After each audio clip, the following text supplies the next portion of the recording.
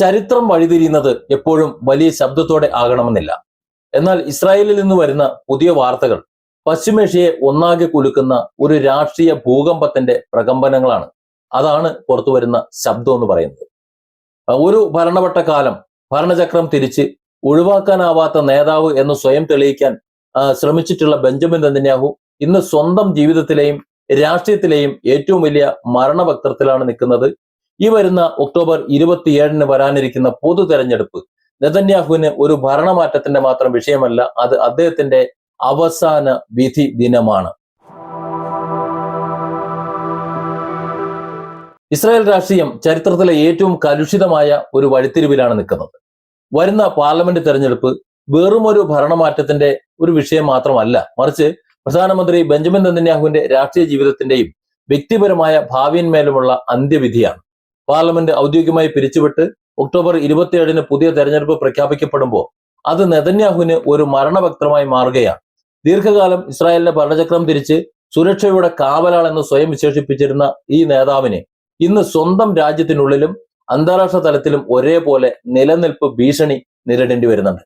2023 October 7 Hamas ആക്രമണത്തോടെ ആരംഭിച്ചിട്ടുള്ള Israel Hamas യുദ്ധം 3ാം വർഷത്തിലേക്ക് കടക്കുമ്പോൾ അടിയന്തര സുരക്ഷ നൽകുന്നതിൽ നെതന്യാഹു സർക്കാർ വരുത്തിയിട്ടുള്ള വൻ വീഴ്ച ജനങ്ങളെ കടുത്ത അമർഷത്തിലാഴ്ത്തിയിട്ടുണ്ട്. അതിന് നെതന്യാഹു മറുപടി പറയേണ്ടി വരും. ദേശീയ സുരക്ഷയ്ക്ക് അതിരറ്റ പ്രാധാന്യം നൽകുന്ന ഇസ്രായേൽ സമൂഹം അവർ അങ്ങനെയാണ്. അവർ അവരുടെ ദേശത്തിന് ഏറ്റവും അധികം പ്രാധാന്യം കൊടുക്കുന്നുണ്ട്. ഈ സുരക്ഷാ പരാജയം നെതന്യാഹുവിന്റെ രാഷ്ട്രീയ പ്രതിച്ഛായയെ അടിത്തറയോടെ തകർത്ത് തരിപ്പണമാക്കുകയും ചെയ്തിട്ടുണ്ട്. ഇതിനു പുറമെയാണ് ഇറാനുമായിട്ടുള്ള നേരിട്ടുള്ള കടുത്ത പോരാട്ടങ്ങളും ഈ മേഖലയിലെ പശ്ചിമേഷ്യൻ മേഖലയിലെ സങ്കീർണമായിട്ടുള്ള അന്തരീക്ഷവും എല്ലാം 2025 12 ഡേ വാർ മുതൽ 2026 ഇപ്പോ തൽക്കാലം ഒന്ന് മുടങ്ങി നിൽക്കുന്ന വലിയ ഇറാൻ യുദ്ധം വരെ ഇസ്രായേലും അമേരിക്കയും സംയുക്തമായി ഇറാന്റെ ന്യൂക്ലിയർ കേന്ദ്രങ്ങളും മിസൈൽ കേന്ദ്രങ്ങളും ഒക്കെ ലക്ഷ്യമാക്കി ശക്തിയായിട്ടുള്ള ആക്രമണങ്ങൾ അങ്ങോട്ട് അഴിച്ചുവിട്ടിരുന്നു. എന്നാൽ ഇറാന്റെ സുപ്രീം ലീഡർ ആയത്തുള്ള അലി ഖൊമേനി പോലും കൊല്ലപ്പെട്ടുവെങ്കിലും ഇസ്രായേൽ പ്രതീക്ഷിച്ച തരത്തിലുള്ള വ്യക്തമായ ഒരു രാഷ്ട്രീയ സൈനിക ലാഭം, ഒരു വിജയം ആ ഒരു അവസ്ഥയിലേക്ക് എത്താൻ ഇസ്രായേലിന് കഴിഞ്ഞിട്ടില്ല. അങ്ങനെ ഒരു അവസ്ഥ സ്വപ്നം കാണുന്ന ഒരു അവസ്ഥയിലായി പോയി ഇസ്രായേലിന്റെ ഒരു അവസ്ഥ എന്ന് പറയുന്നത്. ഒരു വലിയ രാഷ്ട്രീയ വിജയം ഇറാന്റെ മേൽ ലഭിക്കുന്നതിന് പകരം സ്ഥിതിഗതികൾ കൂടുതൽ സങ്കീർണമായി, കൂടുതൽ വഷളായി, പ്രതീക്ഷിച്ച ഫലങ്ങൾ നൽകാത്ത സീസ് ഫയറുകളിൽ, കരാറുകളിലൊക്കെ എത്തിച്ചേരേണ്ടി വരികയും ചെയ്തത് നെതന്യാഹുവിന്റെ പ്രതീക്ഷകൾക്ക് കനത്ത തിരിച്ചടി നേരിട്ടിട്ടുണ്ട്. പശ്ചിമേഷ്യയിലെ യുദ്ധത്തെ അധികാരം സംരക്ഷിക്കാനുള്ള രാഷ്ട്രീയ ആയുധമാക്കാൻ വേണ്ടി നെതന്യാഹു ശ്രമിച്ചു എന്ന ആരോപണം ഇന്ന് ഇസ്രായേലിനുള്ളിലും ശക്തമാണ്. എന്നാൽ യുദ്ധം അവസാനിപ്പിക്കേണ്ടി വന്നതോടെ അദ്ദേഹത്തിന്റെ കരുത്തനായ നേതാവ് എന്നുള്ള പ്രതിച്ഛായ പൂർണ്ണമായി തകർന്ന് തരിപ്പണമായി പോയി. ആഭ്യന്തരമായി ജുഡീഷ്യറിയുടെ അധികാരം വെട്ടിക്കുറയ്ക്കാനുള്ള അദ്ദേഹം നടത്തിയിട്ടുള്ള ഒരു ശ്രമം, അതിനു പുറമെ മാധ്യമങ്ങൾക്ക് മേല് നിയന്ത്രണം നടത്താനുള്ള ഒരു ശ്രമം, ഇതൊക്കെ ഈ നീക്കങ്ങളെല്ലാം ഇസ്രായേലി ജനതയിൽ വലിയ പ്രതിഷേധത്തിന് ഇടയാക്കിയത് കഴിഞ്ഞ ദിവസത്തെ പ്രധാന വാർത്തകളായിരുന്നു. ഇതിന്റെ എല്ലാം പ്രതിഫലനമാണ് നിലവിലെ പൊതു തെരഞ്ഞെടുപ്പ് സർവേകളിൽ നമ്മൾ കണ്ടുകൊണ്ടിരിക്കുന്നത്. അവയൊന്നും തന്നെ നെതന്യാഹുവിന് അത്ര അനുകൂലമല്ല. അധികാരം നഷ്ടപ്പെടുകയാണെന്നുണ്ടെങ്കിൽ നെതന്യാഹുവിനെ കാത്തിരിക്കുന്നത് അതിദാരുണമായ രാഷ്ട്രീയ നിയമ പ്രത്യാഘാതങ്ങളാണ്. ഒന്നാമതായി ദേശീയ തലത്തിൽ അദ്ദേഹത്തിനെതിരെ നിലവിലുള്ള അഴിമതി, ക്രിമിനൽ കുറ്റങ്ങൾ അടങ്ങിയിട്ടുള്ള കേസുകൾ, അത് സമ്പൂർണ്ണ ശക്തിയോടെ ബെഞ്ചമിൻ നെതന്യാഹുവിന്റെ തലയിലേക്ക് അങ്ങോട്ട് ആഞ്ഞടിക്കും. ഉയർന്നു വന്നങ്ങോട്ട് തലയ്ക്കുമേലെ അങ്ങോട്ട് കൂത്തിത്തറയ്ക്കും.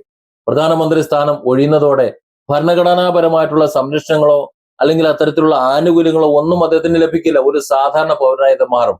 ഇത് നേരിട്ടുള്ള കോടതി നടപടികൾ, അധികാരമില്ലല്ലോ, അതുകൊണ്ട് തന്നെ നേരിട്ടുള്ള കോടതി നടപടികൾക്കും അഴിയെണ്ണലും ഒരുപക്ഷെ അകത്താകുന്നതിനും ഒക്കെ വഴി തുറന്നേക്കും. ഒക്ടോബർ 7 സുരക്ഷാ വീഴ്ചയെക്കുറിച്ച് അന്വേഷിക്കുന്ന ദേശീയ അന്വേഷണ കമ്മീഷൻ അദ്ദേഹത്തിന്റെ രാഷ്ട്രീയ ഭാവിക്ക് മേൽ എപ്പോഴും വീഴാവുന്ന ഒരു വാളായി തലയ്ക്ക് മുകളിൽ ഇപ്പോഴും നിൽക്കുന്നുണ്ട്. എന്നാൽ അന്താരാഷ്ട്ര തലത്തിൽ ഇതിനേക്കാളും വലിയ ഭയാനകമായ ഒരു അവസ്ഥയാണ്. ഇന്റർനാഷണൽ ക്രിമിനൽ കോടതിയിൽ ICCയിൽ നിന്നുള്ള അറസ്റ്റ് ഭീഷണികള്, അതുപോലെ യുദ്ധക്കുറ്റ ആരോപണങ്ങളൊക്കെ അദ്ദേഹത്തിന് നേരിട്ട് നേരിടേണ്ടി വരും. മുൻകാലങ്ങളിൽ അമേരിക്കയിൽ നിന്ന് ലഭിച്ചിരുന്ന ശക്തമായ പിന്തുണ നമുക്കറിയാമല്ലോ. ഈ അടുത്ത കാലത്ത് ട്രംപും ബെഞ്ചമിൻ നെതന്യാഹുവും തമ്മിലുള്ള ആ ഒരു ശരിയായ ബന്ധത്തിന് ഉലച്ചിൽ നേരിട്ടിട്ടുണ്ട്. അവർ തമ്മിൽ ഒന്നാണ് എന്ന് പറയുമ്പോഴും രണ്ടാണ് എന്ന് നമുക്ക് വ്യക്തമായി തന്നെ മനസ്സിലായിട്ടുണ്ട്. ആ ഒരു പിന്തുണയിൽ നല്ല രീതിയിൽ ഇളക്കം തട്ടിയിട്ടുണ്ട്. അമേരിക്കയുമായും പ്രത്യേകിച്ച് ട്രംപുമായിട്ടുള്ള വ്യക്തിപരമായിട്ടുള്ള ഇസ്രായേലിന്റെ ബന്ധം അല്ലെങ്കിൽ ബെഞ്ചമിൻ നെതന്യാഹുവിന്റെ ബന്ധം ചരിത്രത്തിലെ തന്നെ ഏറ്റവും താഴ്ന്ന നിലയിൽ, ഏറ്റവും അകന്ന നിലയിലാണ് ഇപ്പോൾ ഉള്ളത്. ഇറാൻ യുദ്ധത്തിൽ വലിയ ഭൗതിക സാമ്പത്തിക നഷ്ടങ്ങൾ സഹിക്കേണ്ടി വന്നു. ഇറാന്റെ തിരിച്ചടി, അതിഭീകരമായ തിരിച്ചടി കൊണ്ട് രാജ്യത്ത് വലിയ നാശനഷ്ടങ്ങൾ ഉണ്ടായി. എന്നാൽ വ്യക്തിപരമായ നേട്ടങ്ങൾ കൈവരിക്കാൻ സാധിക്കാതിരിക്കുകയും ചെയ്തു. ഇതൊക്കെ നെതന്യാഹുവിനെ ആഗോള തലത്തിലും രാജ്യത്തിനകത്തും പൂർണ്ണമായി ഒറ്റപ്പെടുത്തിയിരിക്കുന്നു എന്നുള്ളത് വസ്തുതയാണ്. ബെഞ്ചമിൻ നെതന്യാഹു അധികാരം ഒഴിഞ്ഞു പോകുന്നതോടെ ലോകരാജ്യങ്ങള് ഒരു മുൻ പ്രധാനമന്ത്രി എന്ന നിലയിൽ അദ്ദേഹത്തോട് കടുത്ത നിലപാടുകൾ മാത്രമേ സ്വീകരിക്കൂ എന്ന കാര്യത്തിൽ അത് ഉറപ്പാണ്. കാര്യം അദ്ദേഹത്തിന് ഒരു പരിഗണനയും കിട്ടുമെന്ന് യാതൊരു ഉറപ്പുമില്ല. ഈ തെരഞ്ഞെടുപ്പ്, ഈ വരാൻ പോകുന്ന തെരഞ്ഞെടുപ്പ് ഇസ്രായേലിന്റെ മാത്രം ഒരു രാഷ്ട്രീയ ഭാവി നിർണ്ണയിക്കുന്ന ഒന്നല്ല, മറിച്ച് മുഴുവൻ മിഡിൽ ഈസ്റ്റിന്റെയും ഭൂമിശാസ്ത്രപരമായിട്ടുള്ള സമവാക്യങ്ങളെ മാറ്റിമറിക്കുന്ന ഒന്നാണെന്ന് നമുക്ക് കണ്ടറിയാൻ പറ്റും. സത്യത്തിൽ നെതന്യാഹുവിന്റെ ഭരണം ഇസ്രായേലിനെ കടുത്ത രാഷ്ട്രീയ അസ്ഥിരതയിലേക്കും പ്രതിസന്ധികളിലേക്കും തള്ളിയിടുകയാണ് ചെയ്തിട്ടുള്ളത്. പുതിയൊരു നേതൃത്വം അധികാരത്തിൽ വന്നാൽ ഇസ്രായേലിന്റെ യുദ്ധ നയങ്ങളിലും നയതന്ത്ര സമീപനങ്ങളും ഒക്കെ മാറ്റം വന്നേക്കാം. എങ്കിലും ഇറാന്റെ കാര്യത്തിലുള്ള നിലപാടിൽ വലിയൊരു മാറ്റം പ്രതീക്ഷിക്കാനാവില്ല. കാരണം വരുന്ന പുതിയ സർക്കാരിനും ഇറാൻ ഇസ്രായേലിന്റെ സുരക്ഷയ്ക്ക് ഒരു വലിയ ഭീഷണിയായി തന്നെ കരുതും, അങ്ങനെ തന്നെ തുടരും. ജനങ്ങൾ പക്ഷേ ശാന്തിയും സുസ്ഥിരതയുമാണ് ആഗ്രഹിക്കുന്നത്.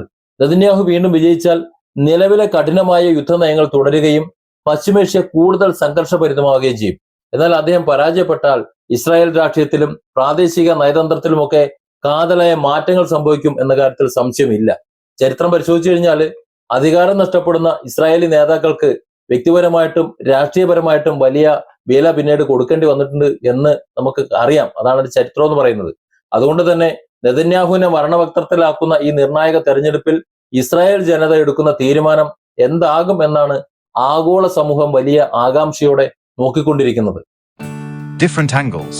Don't forget to subscribe and support this channel.